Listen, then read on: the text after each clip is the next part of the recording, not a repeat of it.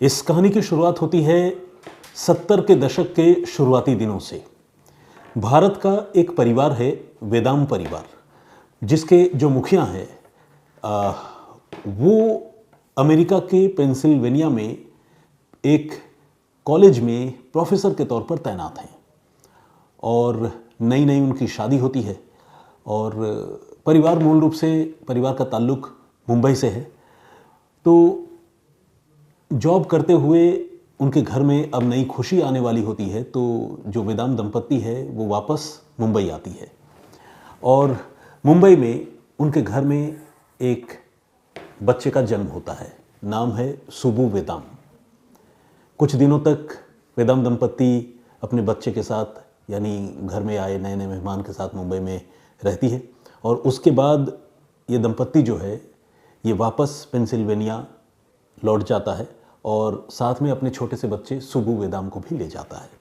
अब चूंकि सुबु का जन्म जो है वो भारत में हुआ था तो वो अमेरिकी नागरिक नहीं है, लेकिन अमेरिका के नियमों के मुताबिक कुछ साल तक वहाँ रहने और चूंकि माता पिता अमेरिकन हैं या अमेरिकी नागरिक बनने वाले हैं तो ऐसे में बच्चे को भी अमेरिका की नागरिकता मिल जाएगी, इस बात की पूरी उम्मीद है। तो खैर इस बच्चे के ज़िंदगी की शुरुआत जो है वो अमेरिका में ही होती है। बेशक उसका जन्म भारत में हो, वो अमेरिका में स्कूलिंग करता है, स्कूल की पढ़ाई पूरी करता है, उसके बाद कॉलेज में भर्ती होता है।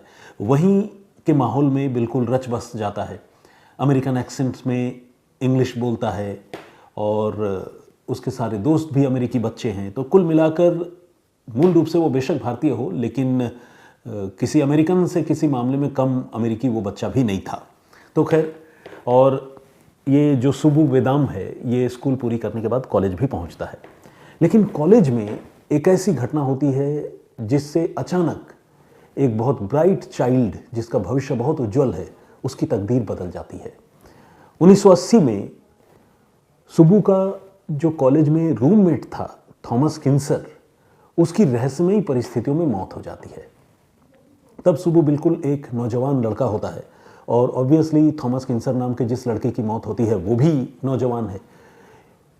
सुबु पर इल्ज़ाम बहुत गंभीर लगता है और वो इल्ज़ाम है थॉमस के कत्ल का। सुबु को वहाँ की पुलिस गिरफ्तार कर लेती है और सुबु जो है वो लगातार अपनी बेगुनाही के लिए गिड़गिड़ाता रहता है, अपनी दलील देता रहता है, अपने आप को बेगुनाह बताता है।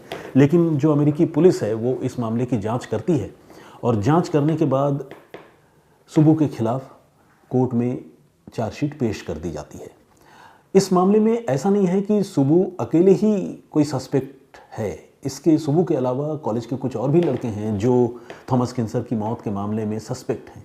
लेकिन वहाँ की पुलिस जो है उन बच्चों के साथ या उन नौजवानों के साथ थोड़ी रियायत बरतती है और वो जो भी अनजाना कारण हो सुबु को कत्ल के मामले में गिरफ्तार करके कोर्ट में पेश किया जाता है, चालान भी पेश कर दिया जाता है और आखिरकार सुबु को इस मामले में कन्विक्ट भी कर दिया जाता है और उसे सज़ा हो जाती है। कत्ल के मामले में अमेरिका में सज़ा जो सुबु को उस समय हुई थी उन दिनों में 80 के दशक में, बल्कि 1980 में ही, वो सज़ा होती है 40 साल की। 40 साल तक वो जेल की सज़ा सुनाई जाती है, सॉलिटरी कन्फाइनमेंट, अकेले रहना है हाई सिक्योरिटी जेल में। आप सोचिए कि एक लड़का जिसके माता पिता भारतीय हैं वहाँ जाते हैं एक अच्छी ज़िंदगी की उम्मीद लिए, सोचते हैं कि बच्चे की भी परवरिश अच्छी हो जाएगी, बच्चा बुलंदियों पर पहुँचेगा, लेकिन किस्मत या तकदीर उसको इस मुकाम पर ले जाती है कि 40 साल उसे जेल की सज़ा हो जाती है। इससे पहले कि वो ठीक से जवान हो पाता, दुनिया को देख समझ पाता, मैच्योर होता, उसकी ज़िंदगी जो है वो सलाखों के पीछे घुटने लगती है। अब सुबु की किस्मत पर उसके घर वाले भी बहुत दुखी होते हैं। वक्त गुजरता है, 40 साल का वक्त बहुत लंबा होता है। इस बीच होता यह है कि सुबु के माता पिता का भी निधन हो जाता है। वो अपने बच्चे को जेल की सलाखों के बाहर कभी भी देख नहीं पाते। अलबत्ता वो हर हफ्ते अपने बेटे से मिलने ज़रूर जाते हैं, हर हफ्ते आंसुओं का सैलाब आता है, हर हफ्ते बेटा कहता है कि मैं बेगुनाह हूँ और इसी तरह से वेदाम परिवार की ज़िंदगी चलती रहती है। एक अजीब सा खालीपन उस परिवार में है क्योंकि घर का इकलौता बेटा वो जेल में है। तब तक इस परिवार में एक बच्ची का भी जन्म हो चुका था जो सुबु की बहन है, नाम है सरस्वती वेदाम। तो सरस्वती का जन्म तो अमेरिका में ही हुआ था, पेंसिल्वेनिया में, तो तो वो भी वहीं रह रही थी। तो परिवार में कुल 4 लोग थे और 4 में से जो घर का चश्मो चिराग था बेटा, वो जेल में था। साल दर साल गुजरता रहा, घर वाले इस मामले में लगातार कोशिश करते रहे, लेकिन सुबू को कोई राहत नहीं मिली। 1980 में ही हत्या हुई और बमुश्किल सज़ा भी 80 के आखिरी दिनों में, या बहुत ज़्यादा हो, मुझे एग्जैक्ट डेट नहीं पता, 1981 के आसपास हो गई होगी। 2022 में इस मामले में जाकर एक बहुत बड़ा ट्विस्ट आता है। ट्विस्ट यह आता है कि घर वाले जो लगातार इस मामले में अपने बेटे की बेगुनाही साबित करने की कोशिश कर रहे थे, उनके हाथ कुछ ऐसे सबूत सामने आते हैं जो कोर्ट की भी आंखें खोल देते हैं। वो सबूत ऐसे हैं, पता चलता है कि जो अभियोजन पक्ष के वकील हैं, यानी प्रोसिक्यूशन के जो वकील हैं, जिन्होंने सुबू वेदाम के खिलाफ मुकदमा चलाया था, उन्होंने सुबू जो बेकसूर है, उस पर जो कोई जुर्म नहीं बनता है, इस चीज़ के हक में जो सबूत थे, उन सबूतों को प्रोसिक्यूशन के अधिकारियों ने कंसील कर दिया था, यानी छिपा दिया था। इसको अगर उल्टे शब्दों में कहे तो सुबू के खिलाफ जानबूझकर सबूत गढ़े गए थे। इस तरह की बात 2022 में जाकर सामने आती है। एक आदमी, जैसे मान लीजिए किसी पर कत्ल का इल्ज़ाम लगा, कत्ल हुआ एक पर्टिकुलर पॉइंट पर, और दूसरा आदमी उसकी लोकेशन जो है वो एग्जैक्टली उससे समझ लीजिए 20 किलोमीटर दूर कत्ल के समय में किसी दूसरी जगह पर है। सीसीटीवी फुटेज है, मोबाइल फ़ोन की लोकेशन है। तो ये दोनों चीज़ें, उस समय तो नहीं था, मैं जस्ट इस चीज़ को एक्सप्लेन करने के लिए बता रहा हूँ कि सीसीटीवी फुटेज है, मोबाइल फ़ोन की लोकेशन है। तो मान लीजिए ये दोनों चीज़ें ये प्रूव करती है कि बंदा मौके पर नहीं था जिस पर कत्ल का इल्ज़ाम है। तो इन चीज़ों को, इन सबूतों को अदालत के सामने लाया जाना चाहिए ताकि किसी आदमी की बेगुनाही साबित की जा सके। लेकिन उस समय जो प्रोसिक्यूटिंग एजेंसी थी अमेरिका की, जिन्होंने सुबू को गिरफ्तार किया था, उन्होंने इस तरह के कुछ सबूतों को छिपा दिया। और एक तरह से देखा जाए तो अदालत की आंखों में धूल झोंक कर सुबू को, इन लोगों ने उसके खिलाफ इल्ज़ाम लगाए और सुबू को अदालत ने जो सबूत सामने लाए गए, चाहे वो बनावटी सबूत ही क्यों ना हो, उसके आधार पर सज़ा सुना दी 40 साल की। 2022 में ये तथ्य सामने आया। इसके बाद फिर से इस मामले की सुनवाई शुरू हुई और 2025 में इस मामले में एक बहुत रिमार्केबल फैसला सामने आया, जिसमें अदालत ने सुबू वेदाम को बेकसूर माना, निर्दोष मान लिया, और ये भी कहा कि जिस तरह से सुबू वेदाम को इतने सालों तक कन्फाइनमेंट में रखा गया, वो इस बात का एक सबूत है कि सुबू वेदाम के संवैधानिक अधिकारों का हनन हुआ है और उन्हें अदालत ने बरी कर दिया। यहाँ एक ख़ास बात यह भी है कि 1980 में जब थॉमस किन्सर नाम के उस लड़के की हत्या हुई थी, उसके कुछ ही साल बाद अमेरिकी कानूनों के मुताबिक सुबू वेदाम को जो है यूएस की सिटीजनशिप भी मिलने वाली थी। लेकिन कत्ल के मामले में वो गिरफ्तार हो गया, जेल चला गया, तो सिटीजनशिप वाली बात तो ऐसे ही खटाई में पड़ गई। और मूल रूप से वो भारतीय था, तो उसे एक भारतीय के तौर पर ही ट्रीट किया जाने लगा। लेकिन इतने सालों के बाद 2025 में उसे अदालत ने बरी किया और कहा कि संवैधानिक अधिकारों का उल्लंघन हुआ।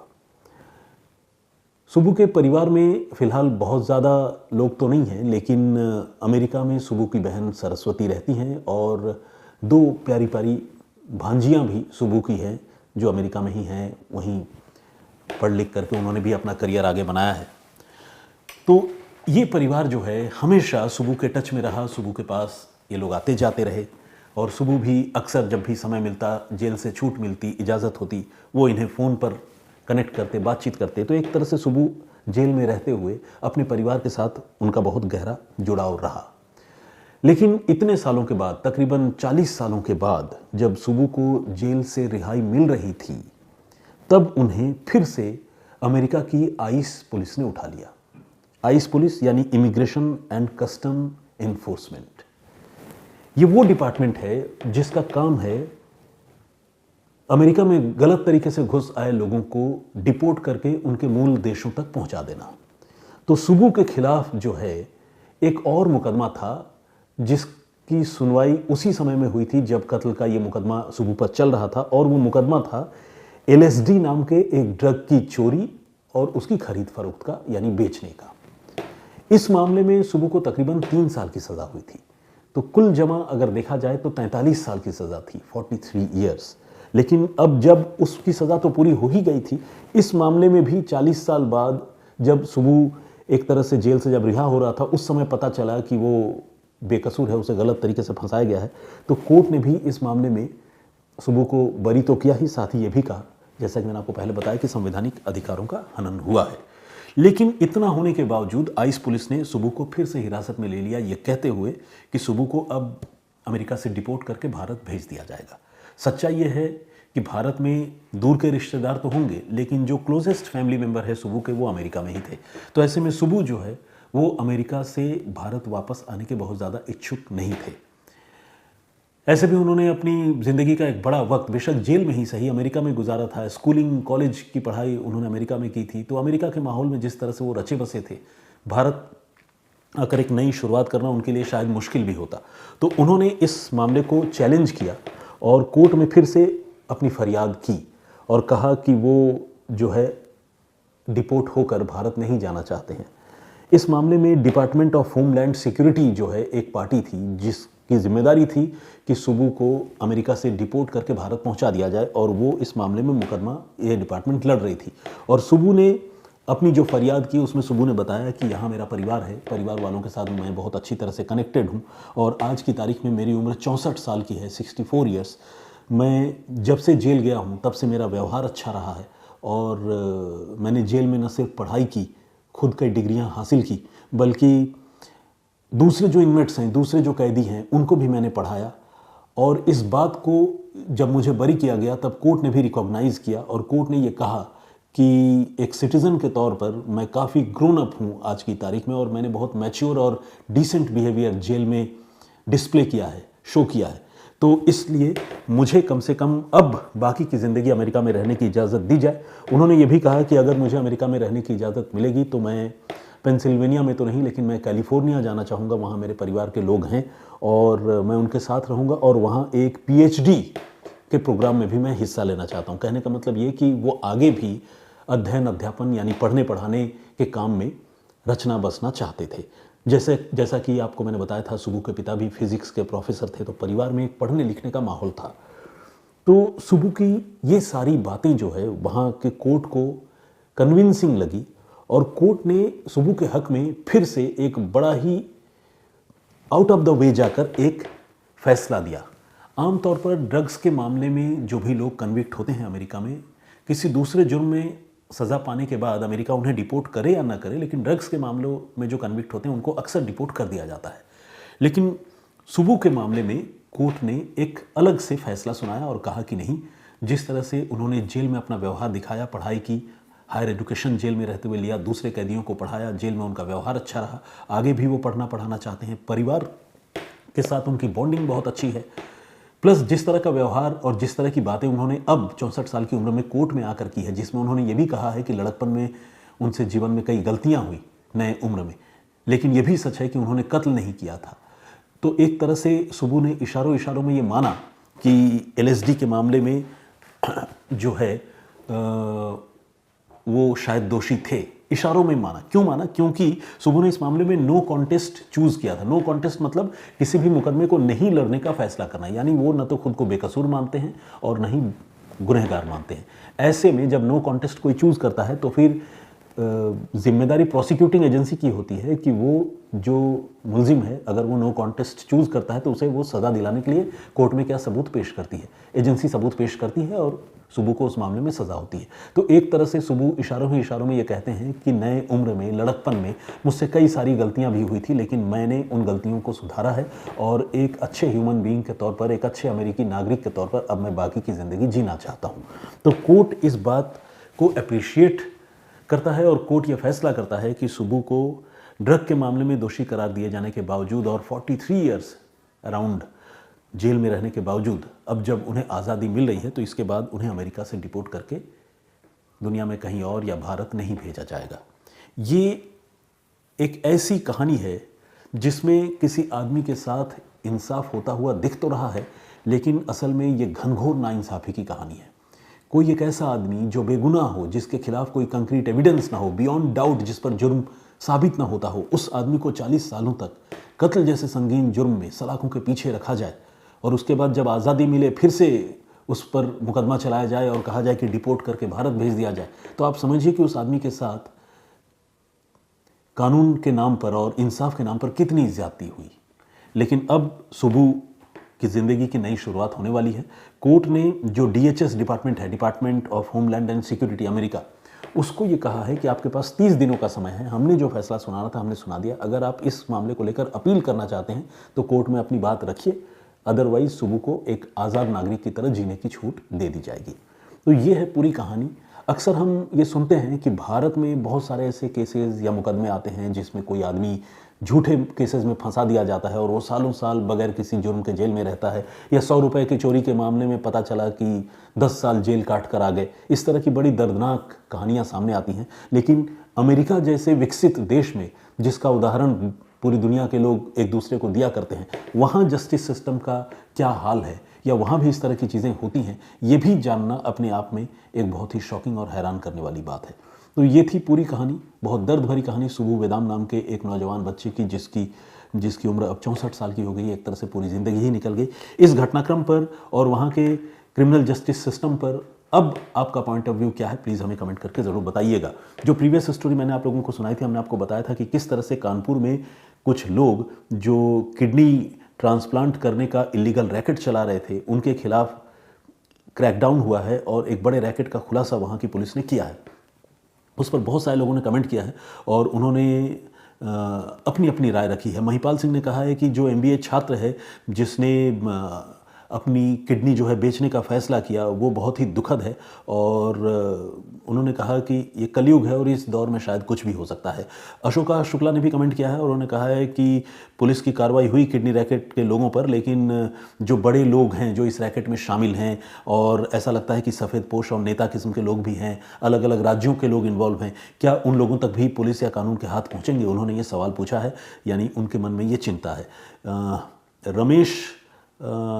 रमाशंकर चतुर्वेदी जी ने कहा है और उन्होंने लिखा है कि नैतिकता का अभाव और हॉट बेरोजगारी। उन्होंने कहा है कि बेसिकली इनका ये कहना है कि किडनी रैकेट के पीछे जो मेन रीज़न है वो यही है। ब्रिजेंद्र सिंह जी ने भी कमेंट किया। उन्होंने कहा है कि नमस्कार सर जी, वेरी वेरी सैड स्टोरी, ज़रूरतमंद और गरीब लोगों को किडनी रैकेट वाले फंसाते हैं। अम्मू जान के नाम से एक आईडी है, इन्होंने लिखा है लव फ्रॉम पटियाला पंजाब, पटियाला आओ सर कभी। Thank you very much. तो आपको मैं बताऊं, अगर आप पटियाला से हैं तो मैं पटियाला में रहा हूं, और उन दिनों मैं पटियाला दैनिक भास्कर में काम करता था और बहुत अच्छा वक्त मेरा गुजरा। चाहे वो थापर यूनिवर्सिटी के चक्कर लगाना हो और पंजाबी यूनिवर्सिटी जाना हो, और पटियाला शहर में अलग अलग जगहों पर रिपोर्टिंग के सिलसिले में घूमना हो, NIA वहाँ पर है, NIS माफ़ कीजिएगा, NIS है, वहाँ जाना हो। और पटियाला में एक बड़ा मशहूर ढाबा है, बंगाली ढाबा, जहाँ हम लोग जब बैचलर थे तो वहाँ हमारा रोज़ लंच डिनर वहीं हुआ करता था। तो जो भी पटियाला के लोग हैं मुझे सुन रहे हैं, वो ज़रूर इन चीज़ों को रिलेट कर पाएंगे। ओलिवर मचादो के नाम से एक आईडी है, वो हमारे लिसनर हैं, बीच बीच में कमेंट करते हैं, और उन्होंने कहा कि such notorious unscrupulous individuals who are doctors need to be severely punished. बहुत धन्यवाद आपका ओलिवर मचादो साहब, ओलिवर साहब। इनके समथिंग राजभर, ओके, नकुर राजभर के नाम से एक आईडी है, उन्होंने कहा है कि आपकी कहानी सुनाने का तरीका बहुत बढ़िया है। बलकार सिंह धंजू साहब हमारे रेगुलर लिसनर हैं। कुलदीप भारद्वाज जी हैं, इन्होंने भी कमेंट किया है, बहुत बहुत स्वागत आपका। परवेज़ अहमद साहब हैं, और रंजन डी कामले साहब हैं, रेखा बभोर और PK चंद्रा और सौरभ गलमा। बहुत धन्यवाद आप सारे लोगों का। और भी बहुत सारे लोगों ने कमेंट किया, लेकिन सारे लोगों के नाम और कमेंट्स एक दिन में पढ़ना और उसका जवाब देना संभव नहीं है। मैं फिर हाजिर हूँगा किसी और कहानी, किसी और वाक्य के साथ। तब तक अपना बहुत ख्याल रखिए, सुरक्षित रहिए। जय हिंद, जय भारत।